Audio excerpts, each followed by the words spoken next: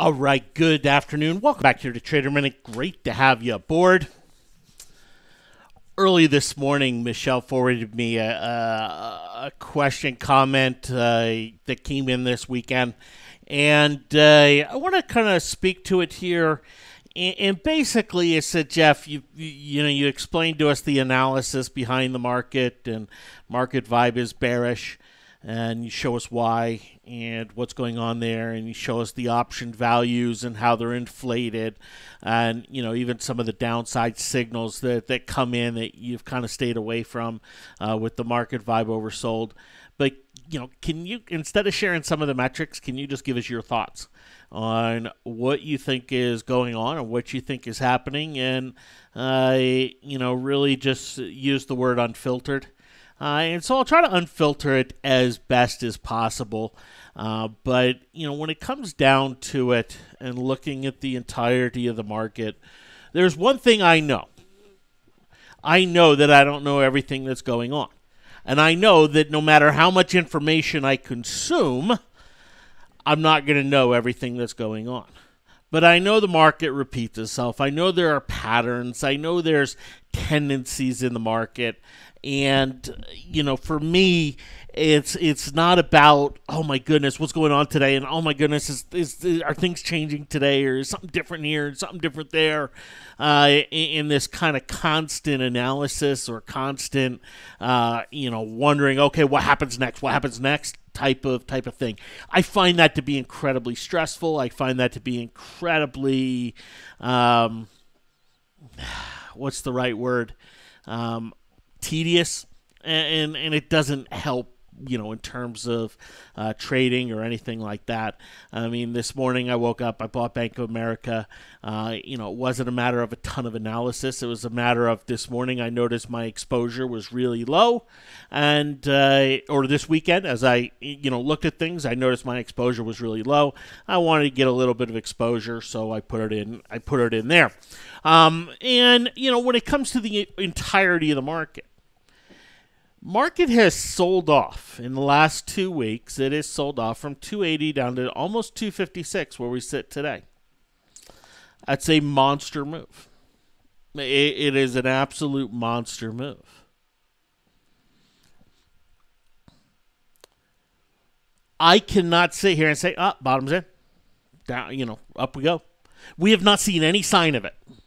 Not a single sign has come in saying, hey, you know what, bottom is in. We had this really nice reversal right here, right? We had this really nice reversal, and the one thing I commented after that was I want to see stocks, basically close higher than what their high was for the prior day. And we haven't seen it with the market. We haven't seen it with individual stocks, en masse. We've seen it with a few here and there. But overall, we haven't seen that. So I can't sit here and I can't go to bed at night. I can't talk to somebody about the market and say, hey, I think the bottom is in, because I don't. I haven't seen any sign of it. I have seen enough action around this 264 level to where I'm pretty comfortable that we're going to see this level again. Is it going to happen tomorrow? Probably not. Is it going to happen this week? Yeah, maybe. Is it going to happen next week? Yeah, who knows, right? I'm not going to sit here and try to predict when it's going to happen, because I think that's kind of a frivolous endeavor there. But I do know that I can, eventually the market's coming back to 264. That's what I'm comfortable with here in the market. And so I know that if I'm buying on the way down, I can expect that snap back to 264. Now, that's not very comforting when it comes to options, because if it does happen short term, well, it's going to lose a lot of implied volatility in the option. And if it takes forever, I'm going to lose a lot of time decay in the option. So from an option standpoint, that doesn't really help me. That doesn't really say anything, do anything. And even when I bought Bank of America today, just shares.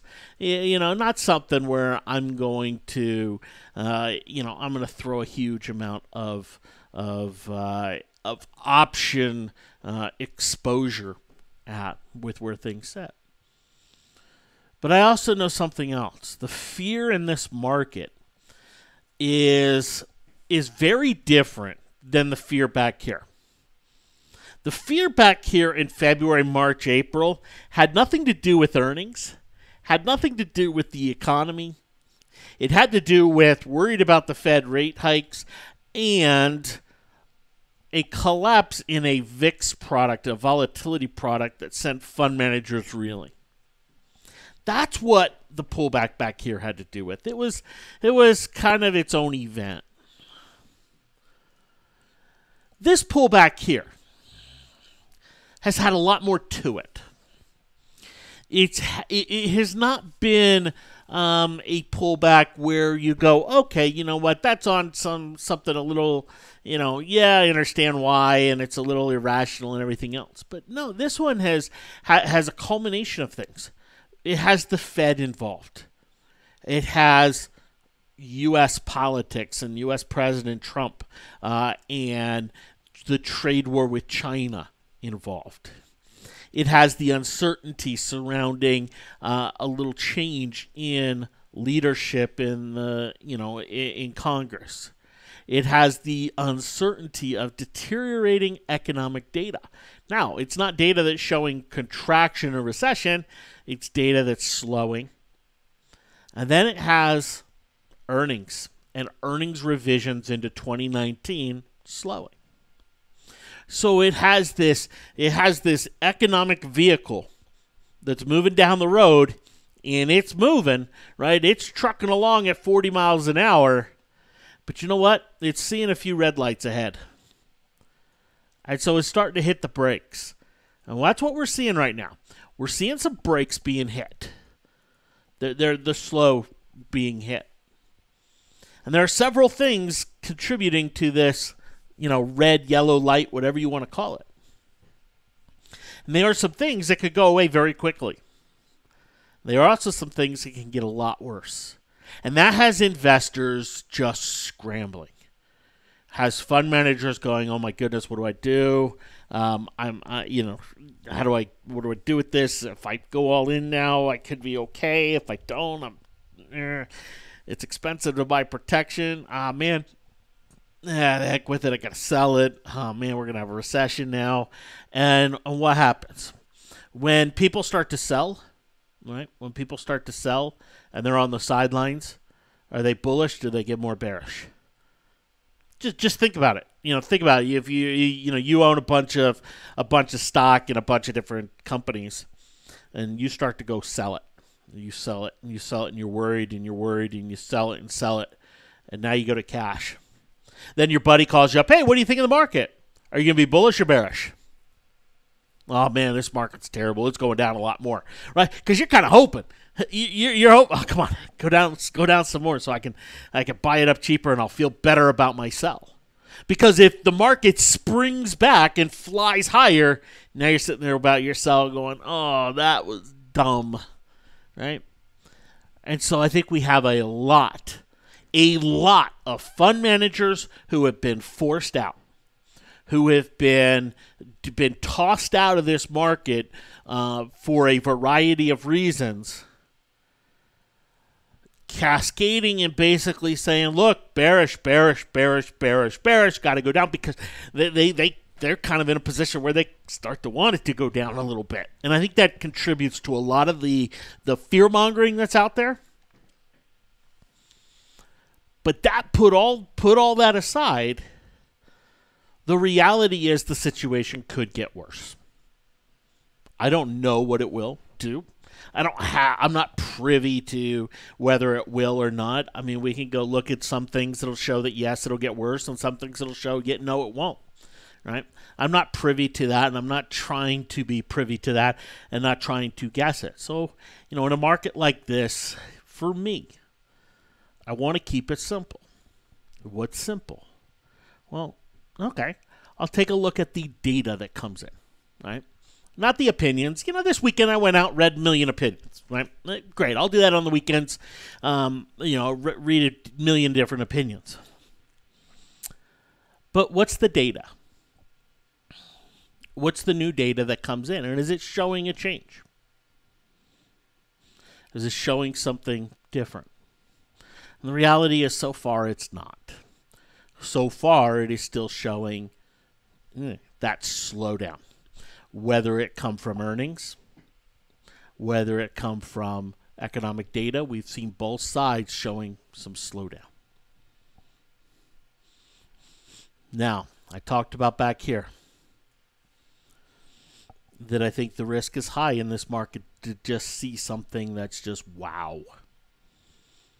To see something that's pretty amazing, that the market hasn't experienced in many years, that leaves stock market participants going, oh my goodness, what was that? And I still think that risk is high. That's not happening on a day like today where the market's down 40 points. That's not a wow, right? Even 80 points down, that's not a wow, right? Even 80 points down or 60 points down in a recovery to go green, that's not a wow, right? That none of those are wow factors. By wow, I'm talking about some sort of, gap down, sell off 120, 140 points, rebound, go green, and big gap up the next day type of an event that could potentially happen. And I think the risk of that is just higher than any kind of normal type of a market. I couple that with my just suspicion that 264 will be revisited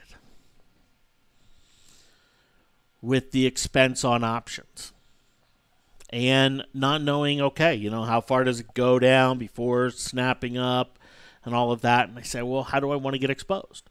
Well, this weekend, personally, I noticed, hey, you know what? I'm not exposed enough. And yeah, if a wow day happens, it's going to hurt on the down and everything else. And market keeps selling off, it'll hurt.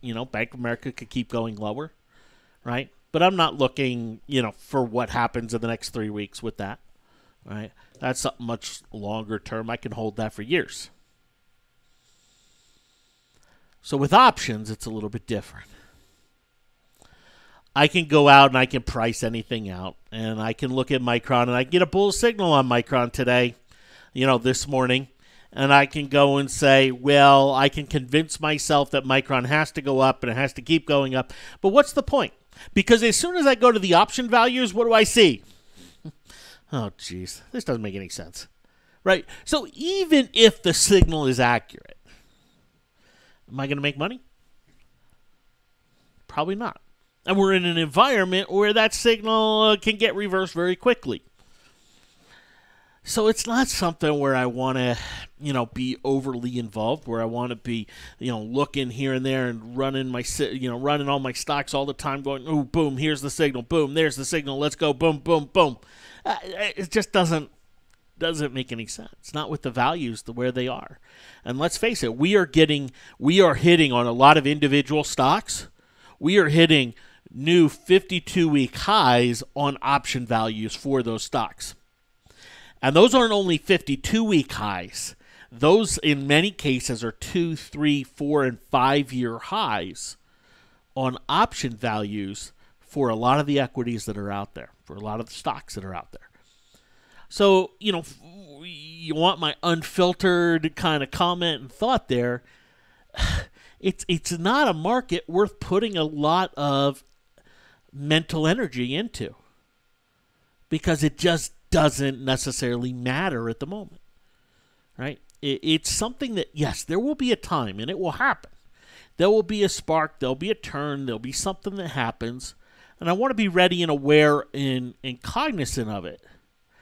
But at the same time, it's not going to happen. I'm not sitting there staring at my news feed going, okay, is this it? Is this it? Is this it? Because when it happens, it'll be pretty obvious. And it won't look like this morning. It's not going to look like the S&P this morning. This isn't what it's going to look like. Oh, we drift on down and we come back on up and, oh, yeah, you know what? That was 35 points. Okay. That's not what any sort of wow bottom is going to look like. A wow bottom is either going to be associated with a big gap up or it's going to have a huge down and rebound back. That's what a wow bottom will have. Does it have to be a wow type of event? No, it doesn't. But that's what a wow type of an event will look like. And, at that time, what's going to happen? Well, option values are going to hit their highs, and then they're going to start to drop, and they're going to start to drop substantially in a very short period of time. And then you know what's going to happen? We're going to hit earnings season, and option values are going to pop right on back up. So this isn't a market that's going to, turn around the next day and get really easy, and all of a sudden, boom! It's this kind of magical pixie dust thrown on it. Where okay, great, boom, this. It's not going to be that way, and so for me, it's one where it's about building exposure with tendencies, and the tendency is that when the market vibe gets to where it is now, there's a very strong snapback. But there are times, and having used these metrics before, right, there are times where that snapback doesn't happen and you just see a cascade rollover. And, those are brutal. And I don't want to be overly exposed to that, but I do want some exposure to a snapback. And for the challenge, I've chosen to do that with Facebook. That's how I've chosen to do it. And, Facebook, down about 1% here today, has kind of bled off a little bit with the market. But I've chosen to go with a stock that has nothing to do in terms of, its chart doesn't look like the market. It's doing some things very different than the market. And it's something that I kind of expect bargain hunters to come in and look for into the end of the year. I'm not convinced they have to go do it or anything like that, but that's my suspicion. And if we have the market up 40 points, I suspect Facebook's going to be up $6 to $8.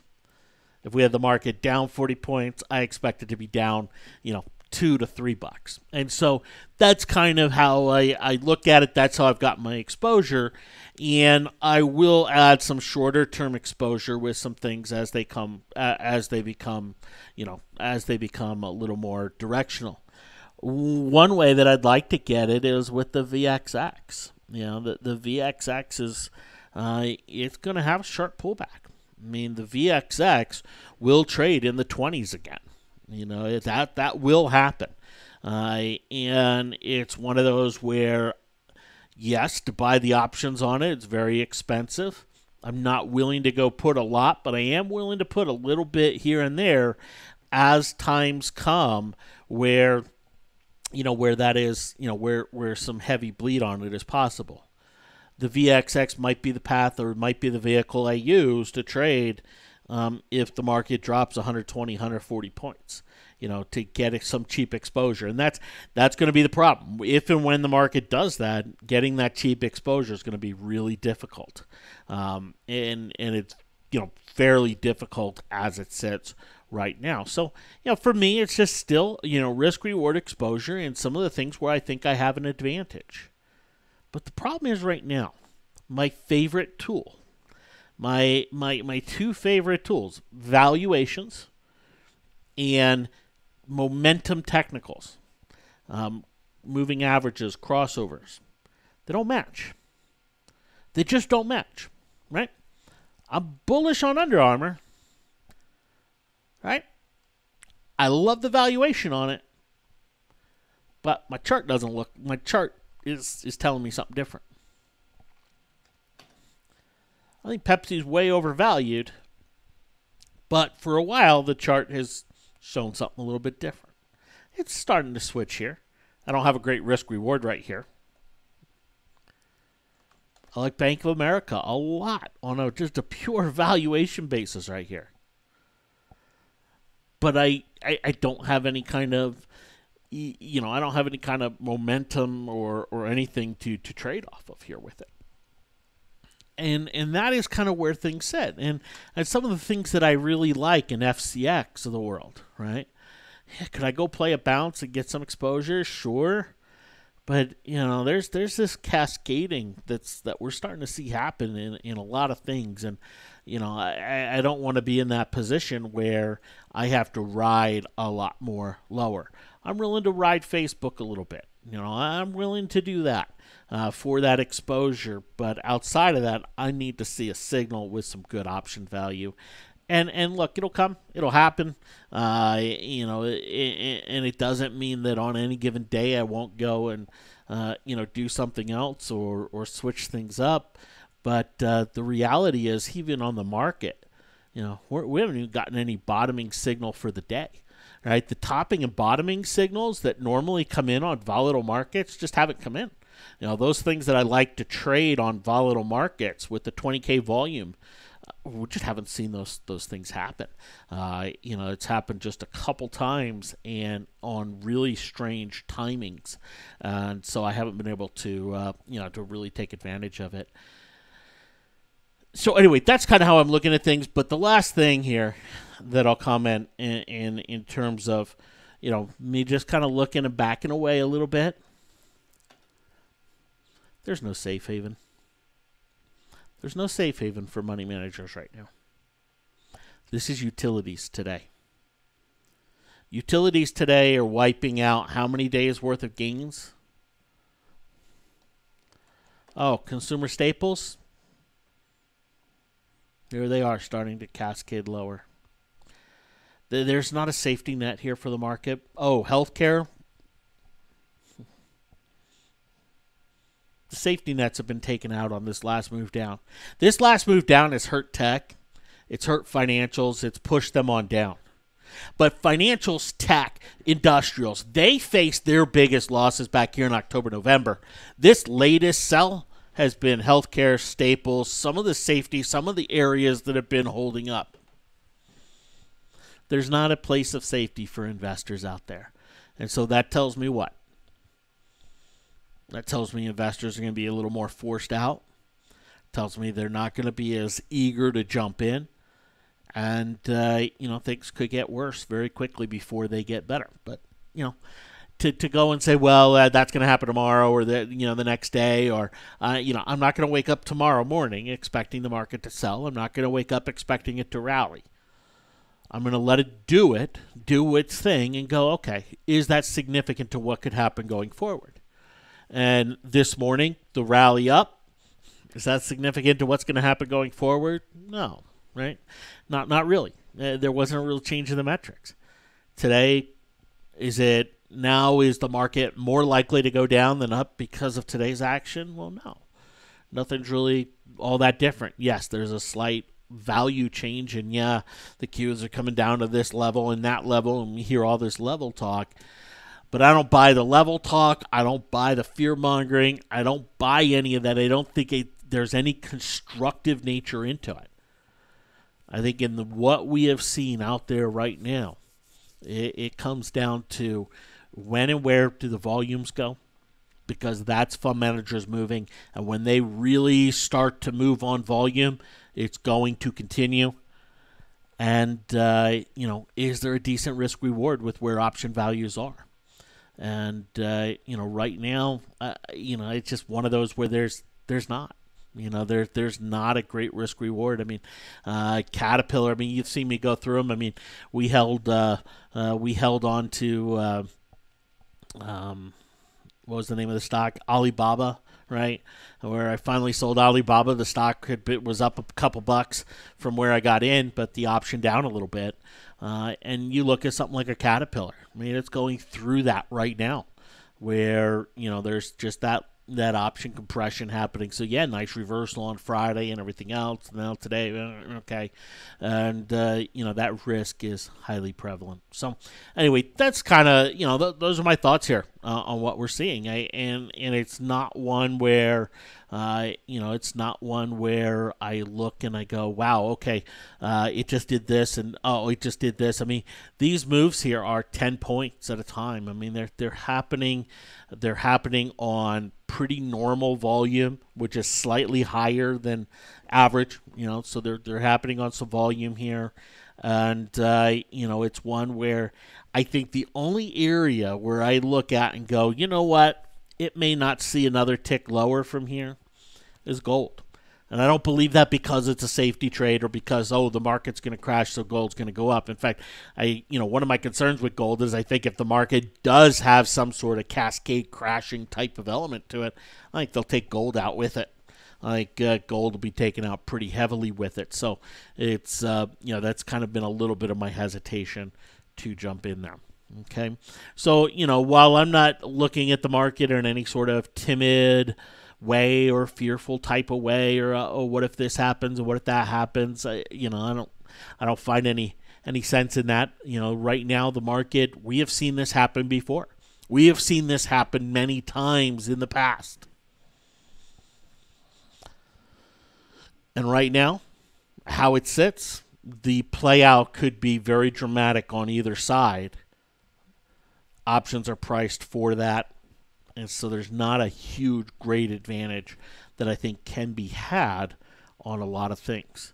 Now, are options going to adjust as quickly as some sort of event will adjust?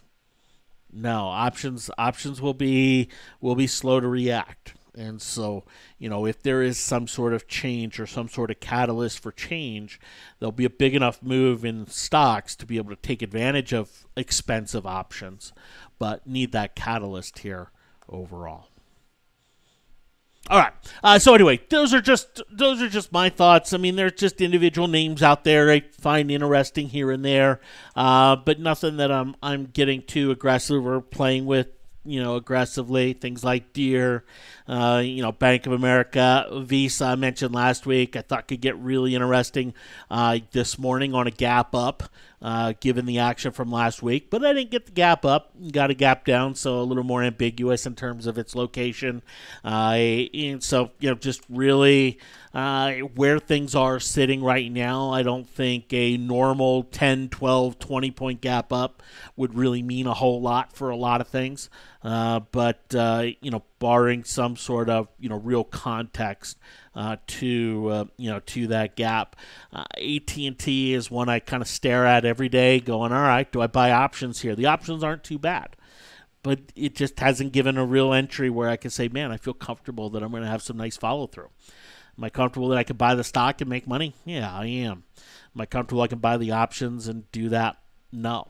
And so, that's kind of how you see me positioned, and, kind of how I'll stay positioned until something changes, until something, a dynamic change, really kind of happens here with the market or a sector or individual stocks overall. Thanks for hopping on. Have yourselves a great one. We'll talk to you later. Take care.